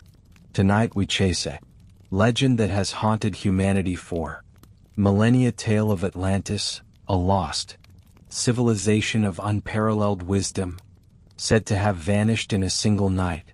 Could the monuments of Giza be its legacy, a final echo of a people erased by catastrophe? Lie back, let the desert stillness cradle you, and listen as we explore the possibility that Giza's wonders were built by a civilization we've forgotten. The story of Atlantis begins with Plato, the Greek philosopher, who wrote of it in his Dialogues to Critias around 360 BC. It described a mighty civilization, flourishing 9,000 years before his time, located beyond the Pillars of Hercules, likely the Strait of Gibraltar. Atlantis was a marvel of architecture, engineering, and culture. Its people, masters of navigation, astronomy, and technology. Their island, rich with resources, boasted concentric canals, grand temples, and palaces of gleaming stone. But their hubris angered the gods, and in a single day and night, earthquakes and floods swallowed Atlantis into the sea, leaving no trace but a story passed down through generations. Plato's account, dismissed by many as allegory, has fueled speculation for centuries. Could this lost civilization be the key to Giza's mysteries? Its monuments are remnant of a world that vanished long before Egypt's rise. The Great Pyramid and Sphinx, with their anomalies, fit eerily into this narrative. The Sphinx's water erosion, as proposed by geologist Robert Shark, points to a time 7,000 to 10,000 years ago when heavy rains fell on a green Sahara. This aligns with Plato's timeline for Atlantis, placing its fall around 9,600 BCE, during the end of the African humid period when climate shifts turned lush landscapes into desert. The pyramid's mathematical codes, pi, f, and Earth's dimensions, suggest a knowledge of astronomy and geometry far beyond what we attribute to the Fourth Dynasty.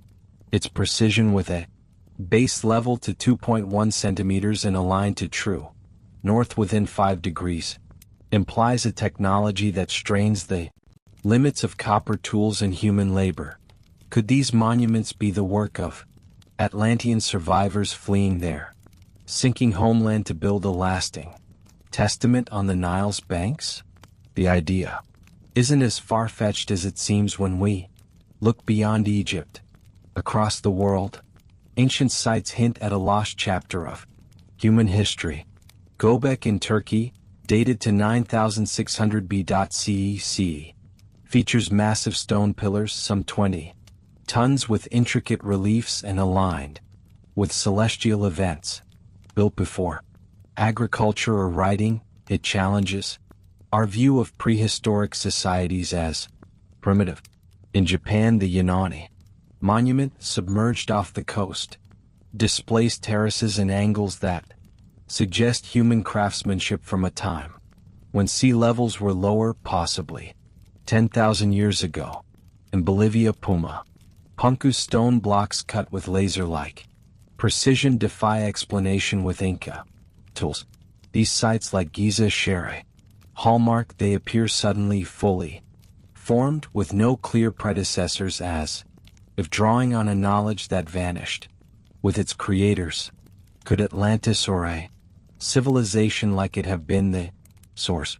Its influence spreading across continents before a cataclysm erased its heart. The Giza Plateau offers clues that resonate with this theory. The underground network beneath the pyramids, And Sphinx, mapped by radar in 2008, reveals chambers and tunnels too precise to be natural, suggesting an infrastructure older than the pharaohs. Infrastructure older than the pharaohs.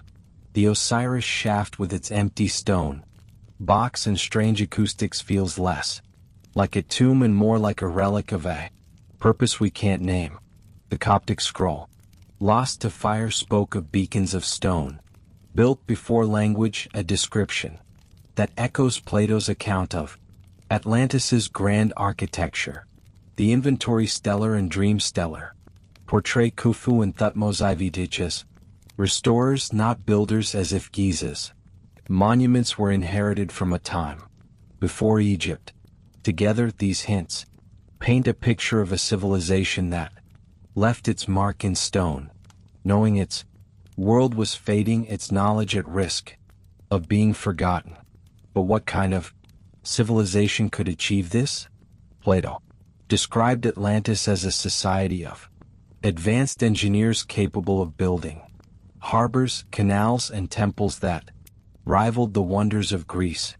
The Great Pyramid was their work, its construction 2.3 million blocks, some 15 tons, placed with sub-accuracy suggests a mastery of logistics, mathematics, and material science.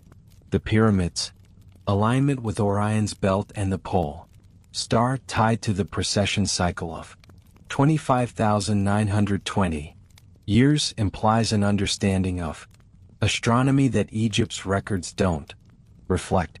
The absence of hieroglyphs, so unlike Egyptian tombs, could indicate a culture that valued universal symbols, geometry, ratios over transient languages. Atlantis, or a similar civilization, might have built Giza as a time capsule, encoding knowledge in stone to survive a catastrophe they foresaw, whether flood, quake, or climate shift.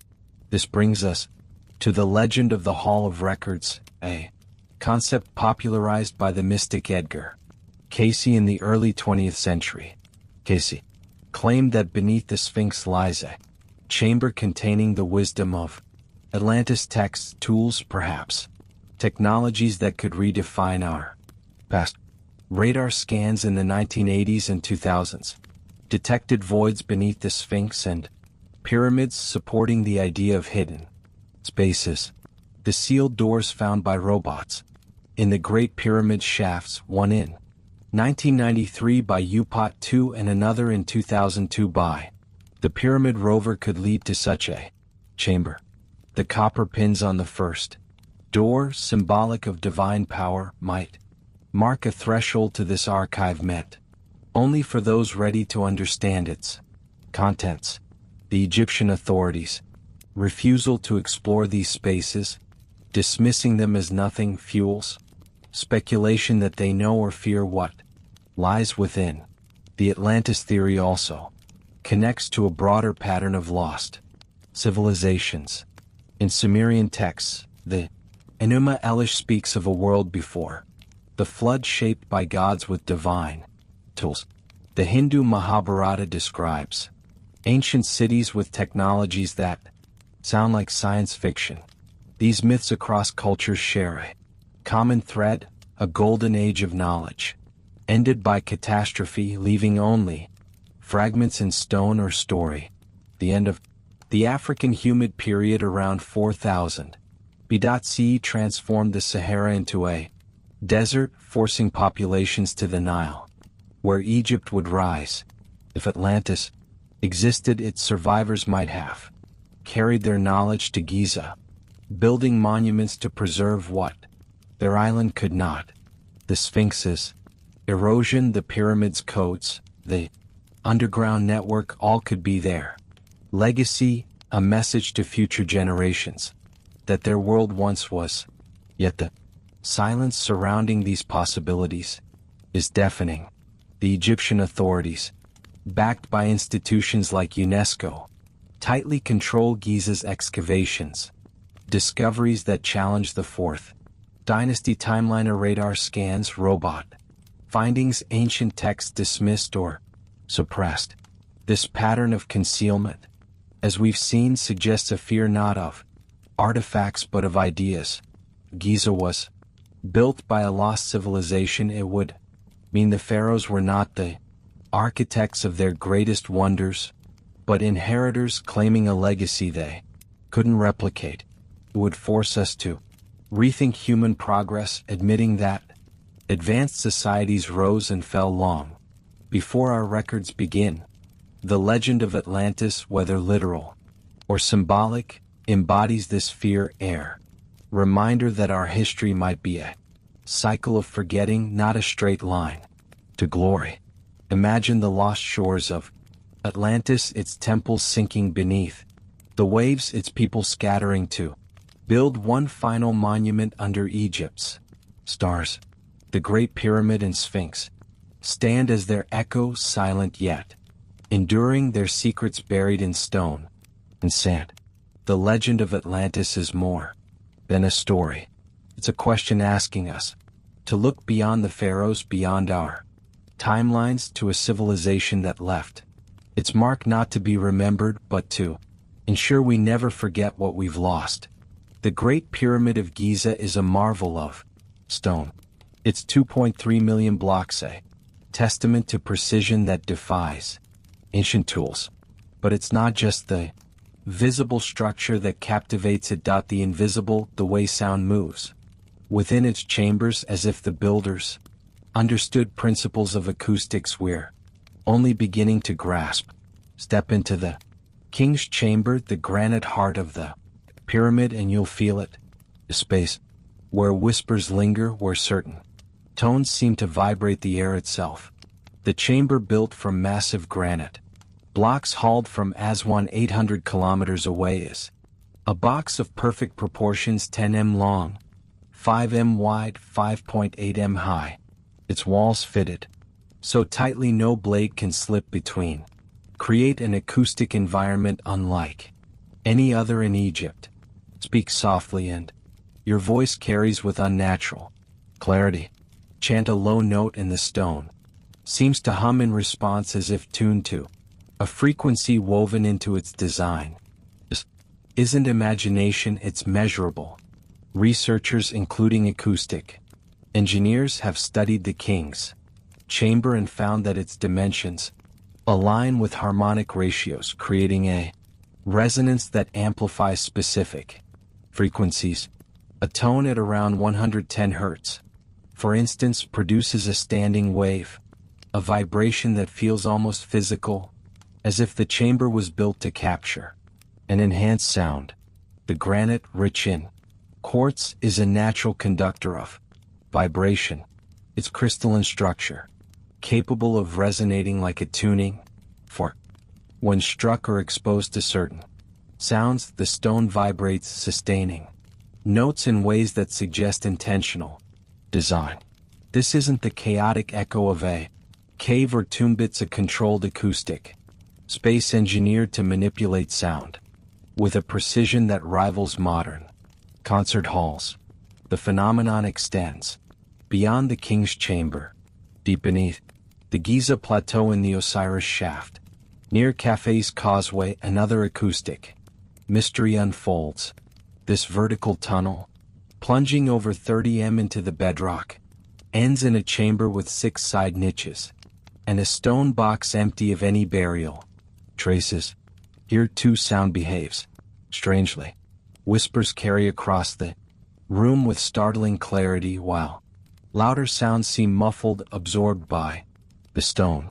Acoustic tests reveal that the chamber resonates at low frequencies, around 120 Hz, creating a sensation that some describe as trance-like, as if the space was designed to alter perception. The smooth walls carved with consistent tool marks enhance this effect, suggesting a deliberate understanding of how sound interacts with stone. This isn't a tomb, it's a chamber built to sing, to hold vibrations that connect the physical and the intangible. What could this mean? In ancient Egypt, sound was sacred, tied to creation and divine order. The god Thoth, master of wisdom, was said to have spoken the world into Being and priests used chants, music, and instruments to commune with the gods. But the acoustics of the Great Pyramid and Osiris shaft go beyond ritual. They suggest a technology of sound, a mastery of physics that could harness vibrations for purposes we can't fully comprehend. Some researchers proposed that the king's chamber was a resonance chamber designed to amplify specific frequencies for spiritual or practical effects. The low hum of 110 Hertz, for example, is known to induce calmness or altered states of consciousness, a phenomenon studied in modern neuroscience. Could the pyramids' builders have used sound to influence the mind, to connect with cosmic forces, or even to manipulate energy? This idea finds echoes in other ancient cultures. In Malta, the hypogeme of Al Seflini, a 5,000-year-old underground temple, has chambers tuned to resonate at 110, 111 Hz, creating effects that some believe were used for rituals or healing. In Peru, Chavain dense stone corridors amplify low-frequency sounds, guiding priests through darkened passages with acoustic cues. These sites, like Giza, suggest a global tradition of acoustic engineering where sound was not just art but technology used to shape experience or environment. The Great Pyramid's granite with its quartz content could act as a piezo electric material, generating small electrical charges under vibration. While speculative, this aligns with theories inspired by Nikola Tesla, who believed ancient structures could harness Earth's natural energies through resonance. Could the pyramid be a machine not of gears but of frequencies built to tap into forces we've forgotten how to use? The implications are profound. The pyramid and its subterranean chambers were designed for resonance. They might serve a purpose beyond symbolism. Some researchers like engineer Christopher Dunn argue that the Great Pyramid was a power generator using sound or vibration to produce energy. The King's Chamber, with its granite and precise dimensions, could focus acoustic waves, perhaps to charge objects, influence materials, or even communicate across distances. The air shafts aligned with stars might have served as conduits not for air but for energy, connecting the pyramid to cosmic rhythms.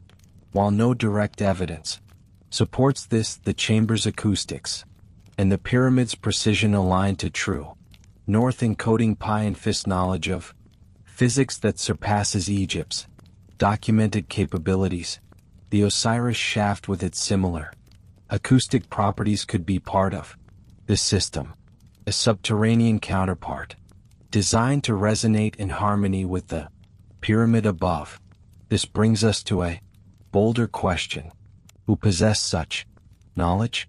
The Egyptians of the 4th dynasty were skilled builders, but their texts show no understanding of advanced acoustics or zooelectric effects.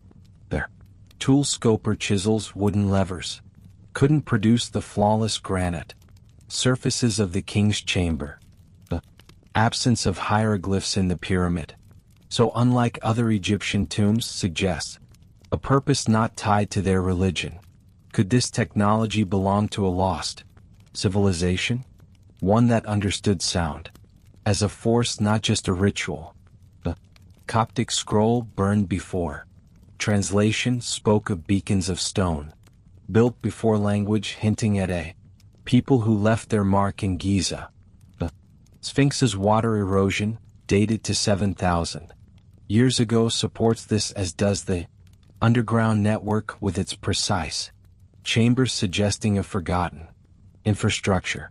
The resonance of Giza also connects to the legend of Atlantis, described by Plato as a civilization of advanced engineers.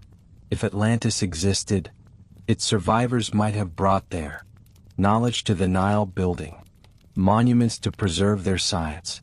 Through a coming catastrophe, the acoustic properties of the pyramid An Osiris shaft could be remnants of this technology designed to harness sound for purposes we can't fathom.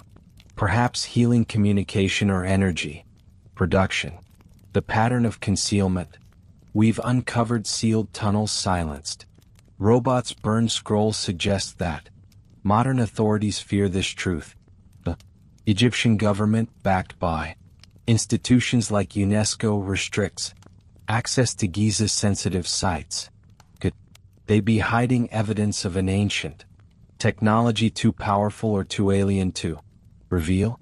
This fear of revelation isn't unique to Egypt. In India, the ancient city of Dwarka, submerged off the coast, is said to house structures with advanced engineering. Yet excavations are limited. In Mesopotamia, cuneiform texts hint at divine weapons that manipulated sound or light, dismissed as the conspiracy of silence. As we've seen, guards Giza's secrets with locked gates and official denials. The pyramids' acoustics were part of a technology from a lost civilization. Revealing them could challenge our view of human progress, suggesting we're not the first to master such forces. Some even speculate an extraterrestrial origin, as Eric Fondin proposed, pointing to the pyramid's precision as evidence of alien guidance. While fringe, this idea underscores the mystery. The technology of Giza feels beyond human, beyond ancient, beyond us. Could the Great Pyramid and Sphinx be the work of extraterrestrial beings? Visitors from the stars who left their mark in stone? The Great Pyramid of Giza stands as a monument to the impossible. The internal chambers, like the king's chamber, are built with granite hauled 800 kilometers, fitted so tightly no blade can slip between. The air shafts point to Orion's belt and the pole star as they appeared in 2450 BCE, suggesting knowledge of stellar motion beyond Egypt's records. The pyramid encodes mathematical constants by phi Earth's dimensions in ways that imply a grasp of geometry and astronomy not documented in the Fourth Dynasty. The Sphinx, with its water erosion from 7,000 years ago, hints at an even older origin. These anomalies strain the narrative of copper tools and human labor. Could they point to a source beyond Earth? A civilization from the cosmos that shaped Giza's wonders. This idea, radical as it sounds, was popularized by Eric Fondin in his 1968 book Chariots of the Gods. Fondin argued that ancient monuments like the Great Pyramid could only be explained by extraterrestrial intervention. The precision of Giza's construction, he claimed, required technology far beyond what humans possessed 4,500 years ago, moving 15-ton blocks, aligning structures to celestial bodies, encoding universal constants. These feats suggest tools or knowledge not found in Egyptian texts. The absence of hieroglyphs in the pyramid, unlike every other royal tomb, adds to the mystery. Why build such a monument and leave no claim, no story, unless the builders were not of this world, their purpose not tied to human glory? Fondin proposed that aliens visited Earth, sharing their technology with early humans, or building these structures as beacons, observatories, or even landing sites. The evidence, while speculative, is compelling when viewed through this lens. The Great Pyramids' alignment to true north within a fraction of a degree requires a global perspective, knowledge of Earth's axis and magnetic field, concepts not recorded in ancient Egypt. The air shaft, stellar alignments targeting Orion and the pole star suggest a fixation on the cosmos, as if the pyramid were a bridge between Earth and the heavens. Orion in Egyptian mythology was linked to Osiris, god of rebirth, but the precision of these alignments implies a scientific understanding, not just Religious symbolism. The pyramids. Mathematical codes its perimeter, yielding 2 pi when divided by its height. Its slope embedding the golden ratio point to a universal language, one that might resonate with beings who navigate the stars. The lack of inscriptions, so unlike Egypt's verbose tunes, could mean the builders spoke through geometry, a language that transcends planets. Beyond Giza, other ancient sites fuel this hypothesis. Peru, the Nazca Line's massive geoglyphs, visible only from the air, stretch across the desert, their purpose unknown. Or they signals to skyward visitors? As Von Denkin suggested in Bolivia, Puma Punku's stone blocks cut with precision that defies Inca tools seem to belong to a technology we can't explain. The megaliths of Baalbek, Lebanon, weighing up to 800 tons, challenge human engineering even today. These sites like Giza share a hallmark. They appear suddenly with no clear technological predecessors, as if gifted by a source beyond Earth. Here is the paraphrase script for the final part of your video. I have kept the language simple and the paragraphs clear, maintaining that mysterious and storytelling vibe. This is knowledge that should have required telescopes and advanced math, tools that we are told ancient Egypt did not have. Inside the Great Pyramid, the King's Chamber feels less like a tomb for a dead body and more like a machine. It is empty, but it is built in a way that makes sound vibrate strangely, almost altering how you feel when you are inside.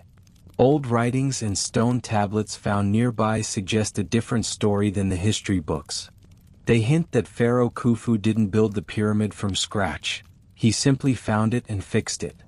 It is as if the pharaohs stumbled upon a sacred place that was already ancient, and they honored it, but they did not create it. Deep underneath the pyramid, there is a network of tunnels and rooms with perfect acoustics. Robots sent into these small shafts have found sealed stone doors with copper handles. Doors that have not been opened for thousands of years. These clues do not tell a story of Egyptian glory. Instead, they tell a story of inheritance. It looks like a legacy left behind by a lost civilization that knew its time was running out. Whether it was the lost city of Atlantis sinking under the ocean, or another advanced society destroyed by the changing climate, the builders seemed to know the end was coming. They did not write their names or stories on the walls, because they knew that languages change and cultures die out. Instead, they hid their wisdom in the universal language of math. They built the constants of the universe, like pi and the golden ratio, right into the stone. These are numbers that will never change no matter how much time passes. The silence of the pyramid is actually its strength. It is a message sent to the future, for any civilization smart enough to measure the walls and rediscover the shape of the earth and the cycle of the stars. Imagine a world on the edge of destruction. The rains are stopping, the seas are rising, and society is falling apart. The builders, who were masters of astronomy, built this monument to survive the storm. They didn't do it to become famous. They did it to save knowledge for the people who would come after them. They aligned the pyramid to the stars, creating a clock that ticks for thousands of years.